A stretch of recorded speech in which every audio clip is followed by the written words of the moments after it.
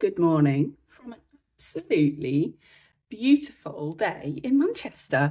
It's absolutely glorious here today, which, hey, I'm not sad about that. It's really lovely. So here's this week's Ask Anne question. So great question around performance management tools and which are the best ones to use in your organisation. So first of all, there's three areas I'd get you to think about in terms of considering your performance management tools or systems that you might be looking to implement. First of all, what's the purpose of that tool? So what is it that you need from it? Hopefully, it's to help facilitate brilliant performance conversations, and I'll get to that a little bit later. But if really what you need it for is to capture information, to do reporting, to support you with your rewards systems and all that kind of stuff, then you really need to be looking at a system that can help facilitate that and to tick all those boxes basically in terms of enabling you and your organisation to do that. If the purpose of it is to help have better conversations, or you're a smaller organisation and maybe aren't looking for a massive investment in a big system, then Google shared sheets is your friend. That is absolutely where I would go. And I would look at creating a template for managers and teams to use to gather and capture their goals and to gather and capture progress and to identify areas of support and to keep that conversation ongoing.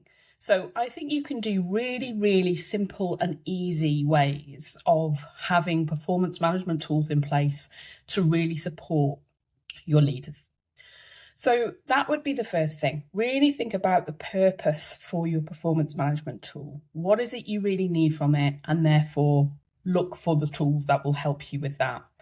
I've worked in some big businesses where we had massive performance tools that were linked to our kind of broader HR resources.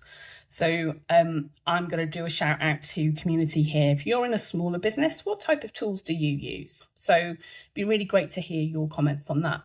Please add those below. Second up, I would say make it as easy to use as possible. What you don't want to do is create something that becomes a barrier to the conversation. What you don't want to do is to drive nervousness, worry, frustration around completing the form, using the tool around performance management and taking the focus away from the actual conversations around performance. So what I would say is try and make it as easy to use as possible and work with your leaders proactively, get them on board as to why you're introducing this tool if it's a new thing for them, and help them to see the value in it. Really, really emphasize how this can help them with their team and the work that they're doing with their team, because that's the bit that matters. So really look at that from a perspective of making whatever you're introducing really easy to use. And finally, don't make this a tick box exercise. So be very careful whatever you introduce doesn't become the overriding feature of performance management discussions within your organization. This isn't about introducing something that then becomes an admin task, a tick box activity. What you need is to be introducing structure, support, ideas, inspiration for your leaders to have really brilliant conversations that really move the dial on performance.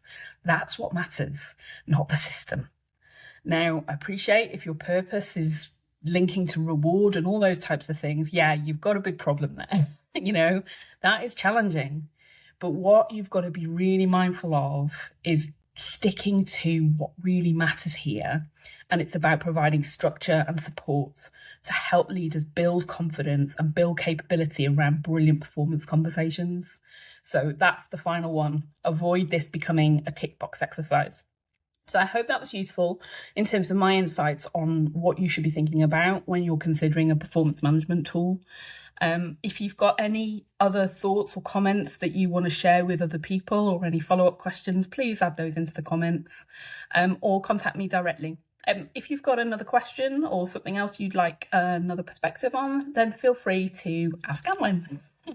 It feels so weird talking about myself in the third person, but hey, it's just a bit of fun in terms of the title. The link to that is in the comments, or just drop me a message. Okay, have a brilliant day. Take care.